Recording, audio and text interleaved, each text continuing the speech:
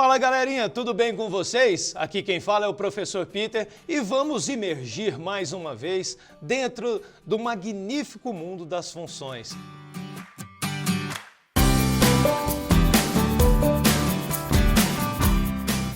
Na aula de hoje vamos falar um pouquinho sobre a função modular. Para falar da função modular é importante sabermos o que é um módulo, né? A gente utiliza módulo recorrentemente no nosso dia a dia, mas às vezes a falta de associação daquilo que é geométrico e aquilo que é algébrico faz com que a gente se perca um pouco nas definições. Então hoje vamos desmistificar todas essas situações.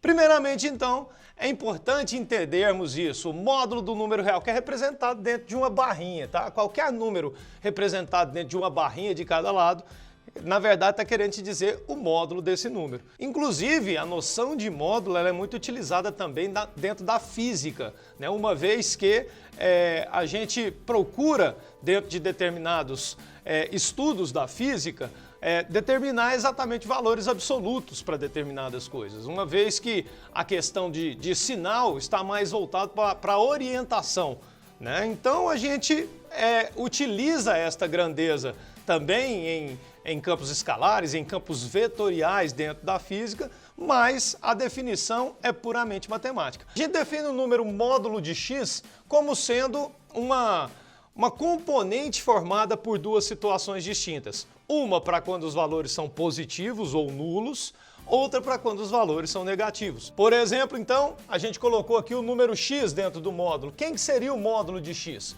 O módulo de x nada mais é do que o próprio valor do número, se ele for maior ou igual a zero, ou o oposto desse número, se o número for menor que zero. Por exemplo, peguemos o módulo do número 5. O módulo do número 5 é o próprio número, pois 5 é um número maior que zero. Então, 5 sendo positivo, temos que o módulo do número 5 é o próprio valor. Se eu tivesse o número menos 5 lá dentro do módulo, o número menos 5 é um número negativo, menor que zero. Sendo assim, o seu valor em módulo, seu valor absoluto, vai ser o oposto desse valor. Portanto, o módulo de menos 5 é o oposto de menos 5, que seria exatamente o número 5. Então, algebricamente, nosso módulo de um número, nada mais é do que o seu valor absoluto.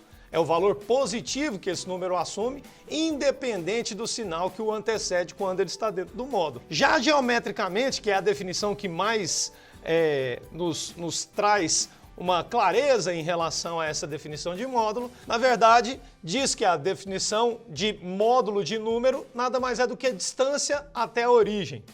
Quando a gente fala origem, a nível de campos reais, o conjunto dos números reais pode ser representado dentro de uma régua, ou de uma régua, dentro de uma reta. Só que uma reta é como se fosse uma régua graduada, né? Ali nós temos a régua geralmente graduada em centímetros, muito embora a gente tenha ali os 10 risquinhos entre um centímetro e outro, que é a graduação em milímetros.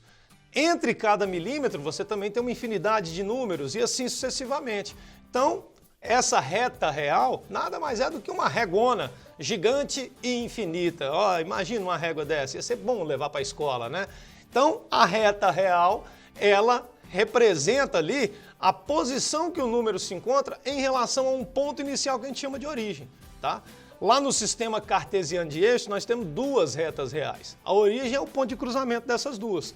Tá? O módulo do número nada mais é do que a distância desse número até chegar nessa origem. Tá? Se você fosse medir com a régua ali, estabelecer uma unidade de comprimento e fazer a medida certinha, o módulo representaria isso. Por exemplo, o número 2, ele está a uma distância de 2 unidades em relação à origem, que é o ponto zero. Assim como o número menos 2 está a uma distância de 2 unidades em relação à origem, que é o ponto zero. Sendo assim, a gente já tem uma clareza que quando for trabalhar com módulos e lá dentro do módulo aparecer alguma variável, a gente vai ter que utilizar-se dessa definição aqui, ó.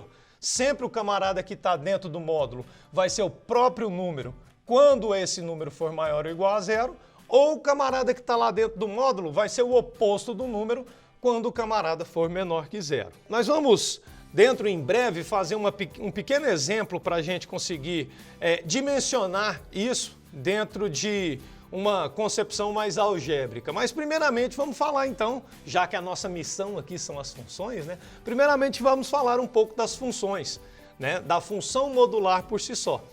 Como a gente já tem a definição do que é o módulo, fazer uma função modular nada mais é do que relacionar com o módulo de x uma certa variável y, que a gente chama de f de x.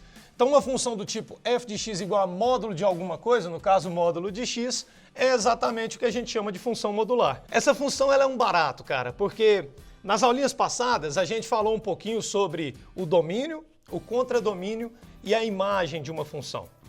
A imagem, ela está hospedada dentro do contradomínio. Geralmente uma função modular, ela pode ter um contradomínio real, mas se toda a função, se toda a parte algébrica da sua função estiver dentro do módulo, a imagem dessa função certamente será apenas os valores reais não negativos. Então, a imagem vai ser um subconjunto do contradomínio nessa condição, e aí a gente vai ter que é uma função que não é sobrejetora, por exemplo. Ah, não está lembrado? Não? Dá uma consultada nas aulas anteriores. Função injetora, sobrejetora, bijetora, né? Você vai ter uma clareza maior sobre aquilo que a gente está querendo dizer. Isso daí, na prática, só vai nos possibilitar concluir que essa função não possui uma função inversa, por exemplo, né? Mas, como todas as funções, a função modular, ela também possui o seu gráfico, né? E aí a gente vai, hoje, trabalhar com vocês algumas malandragenzinhas do gráfico da função. É lógico que o jeito mais consistente de se fazer o gráfico de uma função modular é separar essa função com duas leis de formação. Como assim, Peter, duas leis de formação? Ora, quando você estabelece o próprio valor para valores maiores ou iguais a zero e o oposto do valor para valores menores que zero, você tem aqui duas leis de formação para o mesmo número. Como a gente está atribuindo isso à função, a nossa função ela também vai ter duas leis de formação. Nós vamos ter dois momentos distintos de análise de gráfico. O jeito correto, não, a verdade não correto, mas o jeito mais sensato de se fazer seria montar os dois gráficos separadamente e depois colocar todos no mesmo sistema cartesiano de eixos. Seria perfeito. Mas o tempo urge, meu irmão, e você precisa ganhar tempo, né, para fazer a sua provinha. Então, o que você pode fazer quando você tiver uma situação como essa? Toda vez que você tiver um módulo e a sua função algébrica, a sua variável estiver lá dentro desse módulo, você pode construir o gráfico normalmente como se não tivesse módulo. E aí, o segundo passo vai ser espelhar aquela parte que está abaixo do eixo X para a parte posterior, ou seja, os quadrantes 1 e 2 do seu sistema cartesiano de eixos. Ué, mas como assim espelhar, Peter? Aqui a gente mexe com a física também. É espelhos aqui, maluco. A sua imagem será muito bem-vinda aqui. No caso da função modular, a imagem do espelho, não confundir com a imagem da função, ela é primordial para a construção do gráfico. Suponhamos que eu tivesse a função f de x igual a x menos 2. Percebam que eu estou aqui, ó, na fala, falando da função do primeiro grau, x menos 2. Aqui não é uma função do primeiro grau pura e simplesmente. É uma função que está dentro do módulo. Portanto, uma função modular. O que acontece? Se ela fosse a função do primeiro grau, nós já vimos naquela aula anterior de função de primeiro grau, e se você não lembra, pode dar uma pausinha no vídeo aí, ó, e retomar a função do primeiro grau, que é maravilhosa, muito aplicada no cotidiano, né? E eu estava com uma roupa muito bonita naquela aula, inclusive, diga-se de passagem. Analisando lá a função de primeiro grau, verificará que o gráfico dela é uma reta. Toda função afim ou função de primeiro grau, o gráfico dela é uma reta que corta o eixo x na raiz da função, que nós vimos que a raiz da função é o ponto menos b sobre a, corta o eixo y exatamente no termo independente, no coeficiente linear dessa função. Massa! Então, se não rolasse esse módulo, se fosse apenas x menos 2, nós teríamos uma reta passando pelo ponto 2. Por que passando pelo ponto 2? Quando eu igualar x menos 2 a 0 e isolar o valor de x, o valor obtido é exatamente o valor igual a 2. Esse, então, é o ponto de interseção do eixo x com a reta que delimita essa função. E no eixo y aqui, ó, eu estaria cruzando no menos 2. Por que no menos 2? Vamos relembrar a função do primeiro grau, então. Sempre a interseção com o eixo y é no termo independente. No caso, o termo independente da função é o menos 2. Ela passaria aqui embaixo. Então, para construir o gráfico da função, eu vou lá traçar então a reta que passa pelo ponto 2 no eixo x e viria até o menos 2. Só que eu não vou continuar ela aqui para baixo. Nós somos pessoas abençoadas, somos cristãos, nada de ficar descendo para as profundezas. O que você vai fazer? Quando você chegar no eixo, você vai parar. Por que você vai parar? Exatamente por causa deste camarada aqui, ó. Quando é maior ou igual a zero, então a partir do momento em que nós estamos trabalhando com os valores maiores que zero, a gente vai parar na função, tá? Aqui você projeta aquilo que seria a função do primeiro grau. Lembra que é uma função contínua, ela vai descer infinitamente. Só que o fato dela estar dentro do módulo em valor absoluto vai fazer com que os valores que fossem negativos para essa função, lá dentro do módulo, todos tornem-se positivos. Então seria a mesma coisa que eu ter o eixo x como sendo um espelho, pegasse exatamente a parte que está passando aqui para baixo e colocasse aqui para cima, como se fosse exatamente o ângulo, com o mesmo ângulo aqui de inflexão, ó, como se fosse o ângulo de reflexão desse camarada lá nos espelhos da física, nos espelhos planos, né? Não, mas eu não vou dar aula de física, não. Então, seria a mesma coisa de pegar, projetar o camarada aqui para cima e o gráfico da função, então, estará todo acima do x. Cuidado, falei todo, falei mentira, bobeira, feio, tá? Não é o gráfico inteiro acima do eixo x, porque nós temos um ponto onde o gráfico está exatamente sobre o eixo x, que é onde a função se anula. É a raiz da minha função. Lembre-se que para achar a raiz de uma função, basta pegar a sua lei de formação e igualar a zero. Então, se eu pegasse esse cara e igualasse a zero, eu teria exatamente o ponto 2. É o que a gente chama de ponto de inflexão de uma função modular. No caso da função modular com o sistema voltado para uma função afim, como seria apenas uma reta, eu teria apenas uma raiz, né? Lá na função do segundo grau, nós vamos ter duas raízes, vamos também verificar como é que vão ser as inflexões nesse momento. Mas o fato é que, depois que você construiu a reta da função do primeiro grau, basta espelhar em relação ao eixo x dessa função, você acabou construindo o gráfico da função modular. Para uma função do primeiro grau lá dentro do módulo, ela é maravilhosa, né? Vamos ver como é que ela vai ficar para uma função do segundo grau lá dentro do módulo. Também é conveniente lembrar que não necessariamente o camarada que vai estar lá dentro do módulo vai representar uma função do primeiro grau, como estava colocado no exemplo anterior. Pode ser que lá dentro apareça uma função do segundo grau, apareça um logaritmo, apareça uma função exponencial, pode aparecer qualquer coisa lá dentro do módulo, tá? A ideia é sempre estar preocupado com a noção de espelhar a parte que está negativa, ou seja, os valores em que o y dá menor do que zero dentro da função, para a parte posterior, a parte superior, na verdade, do eixo x. Pensando na função do segundo grau, por exemplo, f de x igual a módulo de x ao quadrado menos 4. Peguei uma função do segundo grau gerado por uma equação incompleta para a gente já acelerar um pouquinho o processo. Mas vale também que para equações completas, você construir como se fosse construir o gráfico da função do segundo grau normal e depois espelhar a parte negativa para a parte superior em relação ao eixo das abscissas, ou eixo x. Então saca só, se a gente tivesse x ao quadrado menos 4, equaçãozinha do segundo grau tranquila, você igualando ela a zero ali para determinar as raízes, por quê? As raízes nada mais são do que os valores de x para os quais a função se anula. Então você pegaria x ao quadrado menos 4 e igualaria a zero.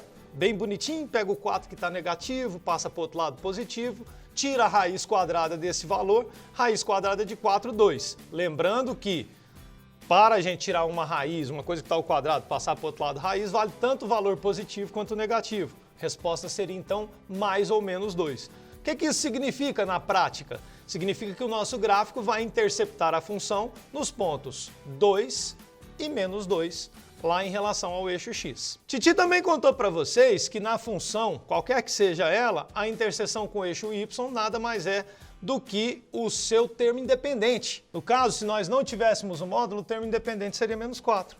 Então, o meu gráfico passaria aqui pelo ponto menos 4. Vamos colocar o danado aqui, ó. Se a gente fosse pensar, onde ela estaria cruzando com o eixo y, seria no termo independente menos 4. Ora, Peter, mas tu me disseste que a coisa não pode ir lá para baixo. Eu sei, a gente está sempre pensando positivo, coisa maravilhosa, tá? Mas, construindo a função do segundo grau, ela passaria pelo ponto menos 4. E como a gente sabe que o vértice passa pelo eixo de simetria, ou seja, ele vai estar exatamente no ponto médio entre as duas raízes, a gente já verifica que o vértice seria exatamente esse ponto em que a ordenada é igual a menos 4. Então, meu gráfico originalmente seria essa parábola aqui, ó. Desculpe só um pouquinho a deficiência, eu sou um pouco trêmulo na hora de fazer o gráfico, mas eu tenho certeza que vocês têm a visão além do alcance. Aqui é um esquema meio Thundercat de ser, né? Então aqui a gente teria a parábola, lembrando, x positivo, ou x ao quadrado, perdão, positivo, ou seja, o coeficiente que acompanha o termo de maior grau, ele é um número maior que zero. Então a concavidade da parábola estaria voltada para cima. Construiríamos então a função do segundo grau, bem bonitinha, estaremos felizes. Só que o módulo veio. Significa que toda essa parte que está entre o menos 2 e o 2, que gerava para a gente uma imagem negativa, ela não pode estar aqui. Então é como se eu pudesse pegar ela aqui, ó, dobrar a função e espelhar para a parte de cima. Então, a mesma curvatura da parábola que está abaixo do eixo x, nós vamos fazer em relação ao eixo y. Vai virar basicamente aí uma elipse, né? Essa parte aqui dentro, ó, vai virar uma pequena elipse. Só que, assim, a gente não está preocupado com a figura geométrica formada. A gente só está preocupado que o ponto menor dela, o ponto de mínimo dessa função do segundo grau era menos 4, então eu vou ter que espelhar de modo que o vértice chegue lá no 4. Essa inflexão vai lá para cima no 4. E os outros pontos todos vão acompanhar o relator, onde era menos 1, menos 2 e menos 3, as referências ficarão para 1, 2 e 3 em relação ao eixo y. Então a gente não pode nem perder muito tempo com relação à construção de um gráfico de função modular. Até mesmo porque a gente já está fera na construção de gráfico de função do primeiro grau, do segundo grau. Qualquer construção de gráfico a gente só pode atribuir os valores. Peter, eu poderia usar a definição para fazer? Claro que poderia. A gente sabe que o módulo do número é ele quando for maior ou igual a zero, ou o oposto dele quando for menor que zero. Você poderia pegar esse cara aqui, ó, sendo maior ou igual a zero, nós teríamos apenas partes da parábola posterior ao 2 e anterior ao menos 2.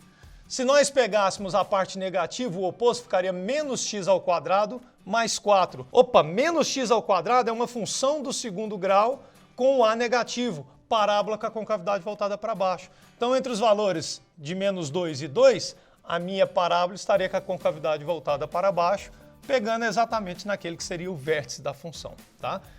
Não vamos perder tempo, construa a função como se não tivesse módulo, espelhe a parte que está abaixo do eixo x para acima do eixo x, você já tem a sua construção de gráfico de função modular, tá? Na próxima aulinha a gente fala um pouquinho sobre a questão de equações e inequações modulares. Espero vocês lá. Valeu!